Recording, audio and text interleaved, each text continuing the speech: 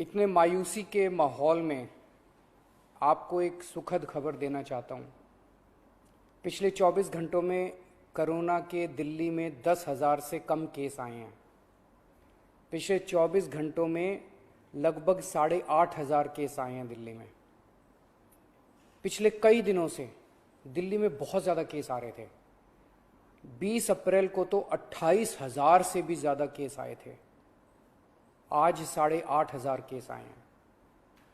कई दिनों में पहली बार 10,000 के नीचे केस आए हैं। दिल्ली में संक्रमण दर भी काफ़ी कम हो गई है। पिछले 24 घंटों में संक्रमण दर केवल 12% रह गई है। संक्रमण दर का मतलब अगर हम 100 लोगों का टेस्ट करते हैं तो उसमें कितने लोगों को कोरोना मिलता है। ज़्यादा संक्रमण दर का मतलब होता है कि कोरोना बहुत ज़्यादा फैला हुआ है। आज ये संक्रमण दर केवल 12% आई है। 22 अप्रैल को ये 36% तक पहुंच गई थी दिल्ली में संक्रमण दर। इसका मतलब दिल्ली में अब काफ़ी कम लोग बीमार पड़ रहे हैं। अस्पतालों में भर्ती लोगों की संख्या भी अब काफ़ी कम हो गई है। पिछले 10 दिनों में दिल्ली के अस्पतालों में कोरोना के 3,000 से ज़्यादा मरीज कम हो गए हैं। यहाँ कि 3,000 बेड खाली हो गए हैं और अब अस्पतालों में बेड मिलने में परेशानी नहीं हो रही है। हालांकि एक बात देखने में आई है कि आईसीयू के बेड अभी भी भरे हुए हैं। इसका मतलब सीरियस मरीजों की संख्या अभी ज़्यादा कम नहीं हुई है। अभी भी दिल्ली के अस्पतालों में आईसीयू बेड लगभग सारे भरे हुए हैं। इस दिशा में भी आपकी सरकार काम कर रही है। लगभग 1200 नए आईसीयू बेड बन के तैयार हो गए हैं और आज या कल में ये चालू होने वाले हैं। इससे अपने दिल्ली वासियों को काफ़ी राहत मिलेगी। दिल्ली में जो केस कम हो रहे हैं इसमें हर दिल्ली वासी का बहुत ज़्यादा सहयोग रहा है।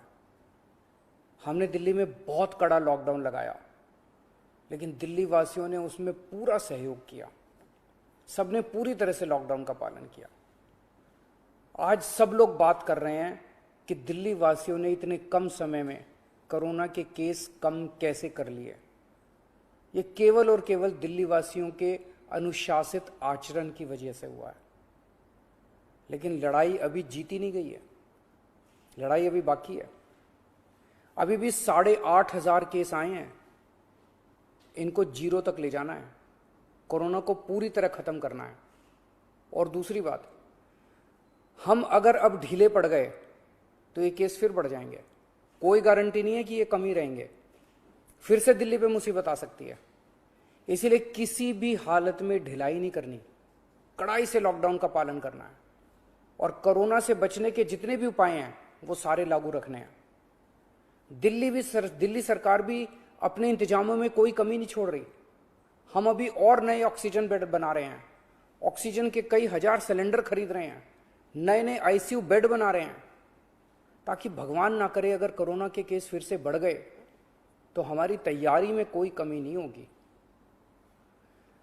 पिछले कुछ दिनों में बेहद दुखदाई, बहुत दुखदाई दिन बीते। पिछले सभी कोशिशों के बावजूद हम अपने कई दिल्ली वासियों को बचा नहीं पाए। कई परिवारों में तो एक से ज़्यादा मौत हुई है। मैं भगवान से प्रार्थना करता हूँ कि इन सभी आत्माओं को शांति प्रदान करे। मैं ऐसे कई बच्चों को जानता हूँ जिनके दोनों माता पिता चल बसे। अब उनका इस दुनिया में कोई नहीं है। मैं ऐसे सभी बच्चों को कहना चाहता हूँ कि उनके दुख को मैं समझता हूँ, पर आप चिंता मत करना बच्चों। आप अपने आप को अनाथ मत समझना। मैं हूं ना। किसी भी बच्चे की पढ़ाई बीच में छूटने नहीं देंगे। हर बच्चे की पढ़ाई जारी रहेगी। हर बच्चे की पढ़ाई और उन बच्चों की परवरिश का खर्चा सरकार उठाएगी।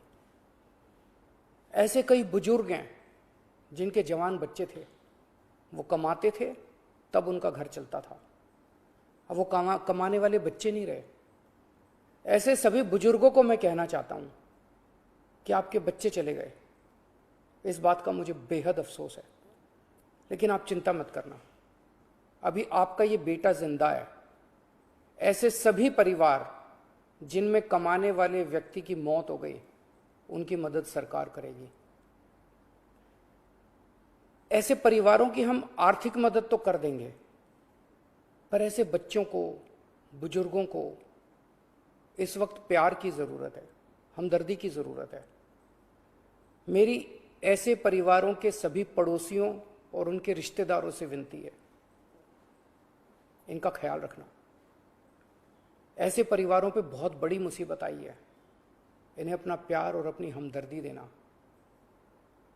दिल्ली के 2 करोड़ लोग, हम सब एक परिवार हैं। इस दुख की घड़ी में हमें एक दूसरे की मदद करनी है। आज ईद का त्योहार है। ऊपर वाले से आपकी सेहत और आपकी खुशियों की प्रार्थना करता हूँ। नमस्कार।